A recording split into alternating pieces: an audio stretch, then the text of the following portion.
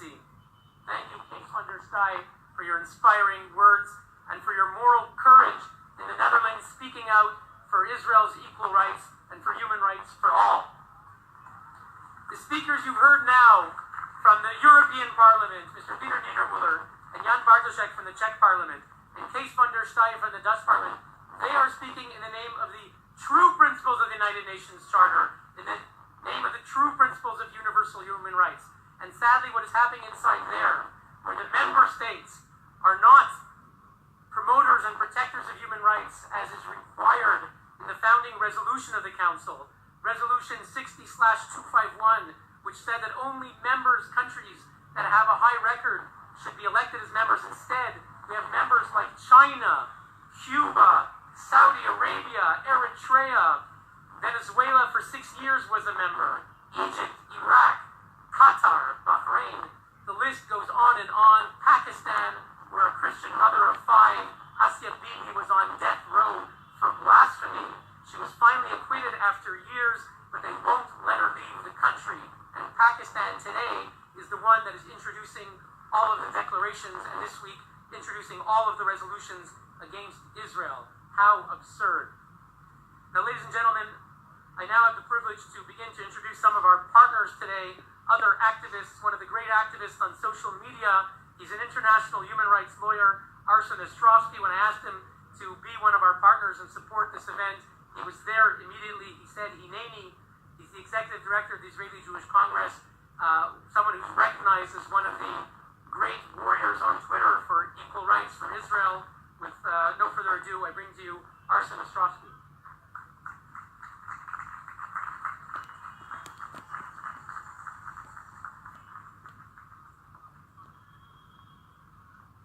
Thank you, Hillel. You know, there's a reason they call Hillel the most hated man in the United Nations. It's true. Because he has the courage to speak up, to call out the tyrants, the dictators, and the hypocrisy against Israel. Thank you, Hillel, for all that you do inside, and for everyone here today. Thank you. It's truly an honor for me to be here today on behalf of the Israeli Jewish Congress, with so many of my distinguished colleagues, friends, acquaintances, and especially all of you here today that have come from all across Europe and many from Israel.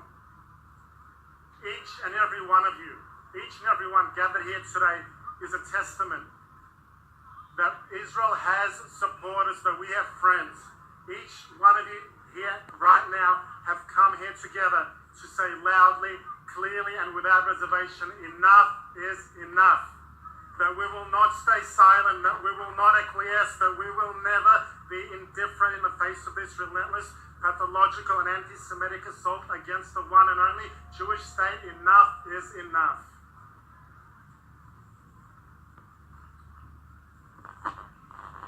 I've come here today from Israel, from my hometown, Tel Aviv. As many of you, I'm sure, heard a few days ago on Thursday, there were rockets fired in Tel Aviv.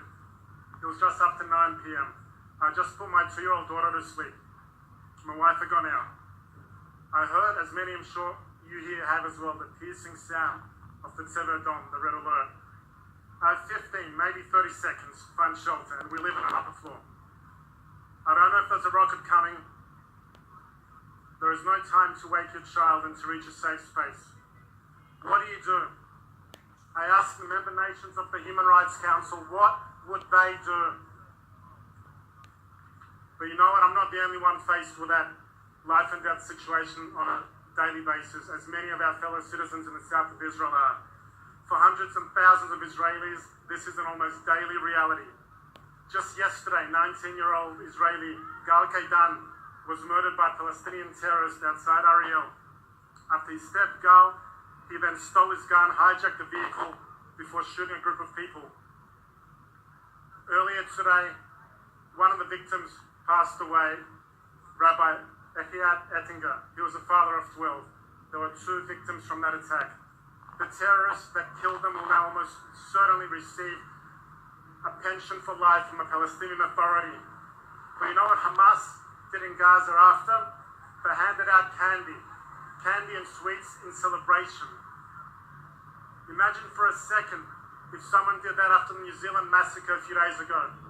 Imagine the outrage over this vile, evil act. Gal was barely a teenager. Rabbi Ettinger was a father of 12.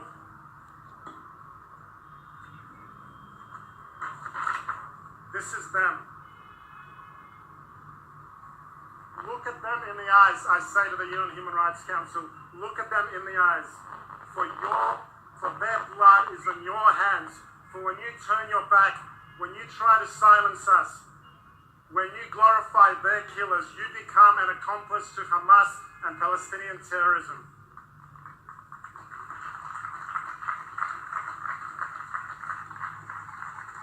This council, whose very mission is supposed to be the promotion and protection of all human rights around the world, does not care about people like Gal or Rabbi Ettinger. It doesn't care about our human rights, the rights of Israelis or Jews. No, instead today, as we gather out here inside there, they are discussing and they will pass an unprecedented number of resolutions condemning us for supposed war crimes, for crimes against humanity, while entirely absolving the Hamas. And for what? For what? For having the audacity to defend ourselves against this vicious genocidal terrorist organization that orchestrated this violent riots, that scorched our land, and most sickeningly of all, sends their children to the front lines as human shields as cover for their own terrorist acts. If you don't believe me, just listen to the words of Yahya Sinwar, the leader of Hamas.